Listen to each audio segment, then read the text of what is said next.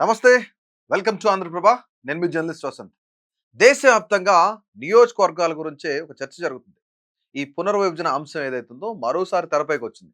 దీంతో తెలుగు రాష్ట్రాల్లో assembly, parliament స్థానాల్లో భారీ మార్పులు రానున్నాయి.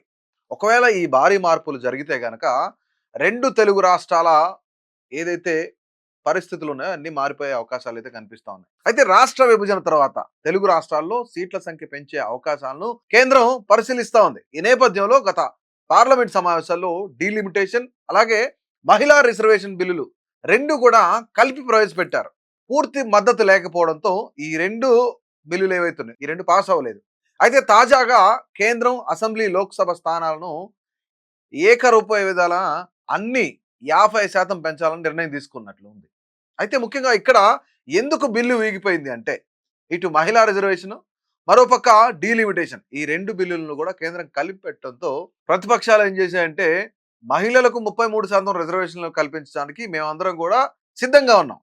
కానీ డీలిమిటేషన్ ప్రక్రియకు మేము వ్యతిరేకంగా ఉన్నామని చెప్పేసి వాళ్ళు వ్యతిరేకించడంతో ఈ బిల్లు వీగిపోయింది. ఈ పార్లమెంట్ సమావేశాల్లోనే సీట్ల పెంపుకు సంబంధించిన జిల్లాలను ప్రవేశపెట్టే అవకాశాలు కూడా ఉన్నాయని చెప్పేసి ఇక్కడ కొంత విశ్వసనీయ వర్గాల సమాచారం ప్రకారం ఈ సమాచారం అయితే అందుతుంది. అయితే ఒకవేళ అదే జరిగితే దేశవ్యాప్తంగా లోక్సభ స్థానాలు 543 స్థానాల నుంచి 816కు చేరతాయని చెప్పేసి ఒక అంచనాకైతే వచ్చారు.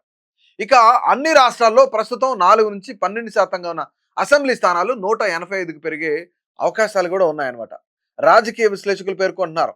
దీనిపైన ఏంటంటే ఖచ్చితంగా డీలిమిటేషన్ పెరిగితే సీట్లు పెంపు చాలా ఎక్కువగా జరిగే అవకాశం ఉందని చెప్తున్నారు. నియోజకవర్గాల పునర్విభజనపై కేంద్ర ప్రభుత్వం నిర్ణయం తీసుకుంటే కనుక ఏపీ ముఖ చిత్రం అనేది కూడా మారిపోబోతుంది. ఇటు తెలంగాణలో కూడా దాదాపుగా 33 అసెంబ్లీ నియోజకవర్గాలు పెరిగే అవకాశం కనిపిస్తోంది. 34 దాదాపుగా. అయితే అసెంబ్లీ, లోక్సభ నియోజకవర్గాల సంఖ్య పెంచడానికి వీలుగా కొన్ని సవరణలు అయితే చేయాలి ఖచ్చితంగా.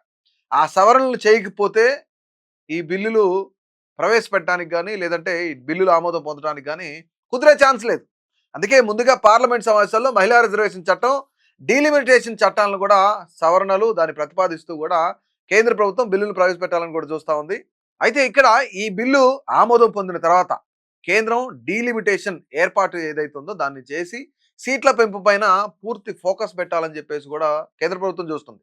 2029 నాటికి అన్ని పనులు పూర్తి చేసి వచ్చే ఎన్నికల నుంచి పెరిగిన సీట్లు అమలు చేయొచ్చు అన్నట్లు కూడా ఒక సమాచారం అవుతుంది. ఒకవేళ నియోజకవర్గాల సంఖ్య పెరిగితే ఎస్సీ, ఎస్టీ రిజర్వేషన్లు కూడా పెరుగుతాయని చెప్పేసి ఇక్కడ మనకు క్లియర్గా తెలుస్తుంది అనమాట. కేంద్రం మహిళలకు దాదాపుగా 33% రిజర్వేషన్ల కోసం 2028 సెప్టెంబర్లో బిల్లులను ఆమోదించనుంది. అయితే ఈ బిల్లు ప్రకారం మహిళలకు 33% రిజర్వేషన్లు 2014 నుంచి కూడా అమల్లోకి రావాల్సింది. అయితే 2020 తర్వాత ప్రచురించే జనాభా లెక్కల ప్రకారం నియోజకవర్గాల పునర్విభజన చేయాలని చెప్పేసి నిబంధన ఉంది. కానీ 2027 మార్చి నాటికి జనగణన పూర్తి కానుండడంతో జనాభా లెక్కల వివరాలు ఆ యొక్క ప్రణాళికాబద్ధంగానే పూర్తిగా ప్రకటించి ఆ వెంటనే నియోజకవర్గాల పునర్విభజన ఏదైతుందో దాని ప్రక్రియ మొదలుపెట్టే అవకాశం అయితే చాలా క్లియర్గా కనిపిస్తోంది. ఈ క్రమంలో మహిళా రిజర్వేషన్లకు సంబంధించిన సవరణ బిల్లులు ఏవైతున్నాయో ఇది కేంద్రం పార్లమెంట్ సమావేశాల్లో ప్రవేశపెట్టనున్నట్లు, అలాగే అసెంబ్లీ, లోక్సభ నియోజకవర్గాల సంఖ్య పెంచడానికి వీలుగా కొన్ని సవరణలు ఏవైతున్నాయో ఆ సవరణలు చేయాల్సి వస్తుంది. అందుకే ముందుగా పార్లమెంట్ సమావేశాల్లో మహిళా రిజర్వేషన్ చట్టం, డీలిమిటేషన్ చట్టాలను సవరణలు ప్రతిపాదిస్తూ బిల్లులు తీసుకొచ్చే అవకాశం అయితే ఉంది. ఈ బిల్లు ఆమోదం పొందిన తర్వాత కేంద్రం డీలిమిటేషన్ కమిషన్ ఏర్పాటు చేసి సీట్ల పెంపు పైన మరింత ఫోకస్ చేసే అవకాశం కనిపిస్తుంది. అయితే 2028 నాటికి అన్ని పనులు పూర్తి చేసి వచ్చే ఎన్నికల నుంచి పెరిగిన సీట్లు అమలు చేయనున్నట్లు కూడా ఒక సమాచారం అయితే అందుతుంది. ఒకవేళ నియోజకవర్గాల సంఖ్య పెరిగితే ఎస్సీ, ఎస్టీ రిజర్వేషన్లు కూడా పెరుగుతాయి. అయితే ఏకరూప విధానంలో సీట్లు పెంపు, జనగణన తర్వాత వచ్చే లెక్కల ఆధారంగానే సీట్లను పెంచితే దక్షిణాది ప్రాంతానికి అన్యాయం జరుగుతుందనే వాదన కూడా ఉంది. రైట్, ఇక్కడ చాలా క్లియర్ గమనించాలి.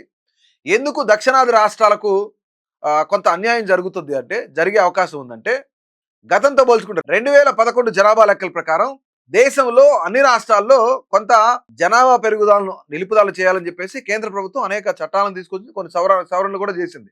అయితే ఇక్కడ ఉత్తరాది రాష్ట్రాలు జనాభాని పెంచే విషయంలో కొంత వాళ్ళు పిల్లలు ఎక్కువ కనొద్దు అనే నినాదాన్ని వాళ్ళు తీసుకోలేదు. కానీ దక్షిణాది రాష్ట్రాలు మాత్రమే తీసుకున్నాయి.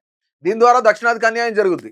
అందుకే కేంద్రం అలాంటి ఇబ్బందులు రాకుండా అన్ని రాష్ట్రాల్లో ఏకరూప విధానంలో లోక్సభ అసెంబ్లీ సీట్లను 50% పెంచాలని భావిస్తున్నట్లు కూడా తెలుస్తుంది.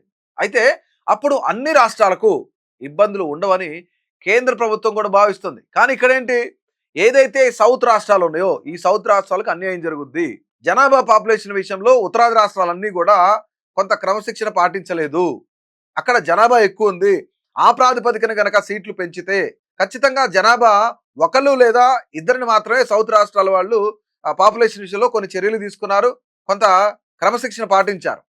సో ఉత్తరాదితో పోలిస్తే దక్షిణాది జనాభా చాలా తక్కువ ఉంది కాబట్టి జనాభా ప్రాతిపదికన గనక ఇక డీలిమిటేషన్ ప్రారంభిస్తే గనక సౌత్‌కి అన్యాయం జరుగుద్దని చెప్తా ఉన్నారు. ముఖ్యంగా మనం చూసుకున్నట్లయితే ఉత్తరప్రదేశ్, బీహార్ 2 రాష్ట్రాలను కలుపుకుంటే దాదాపుగా 200 పార్లమెంట్ స్థానాలు ఉండే అవకాశం ఉంది. కానీ దక్షిణాది 5 రాష్ట్రాల్లో 200 కూడా ఉండవు. 200 లోపు పార్లమెంట్ స్థానాలే ఉంటాయి.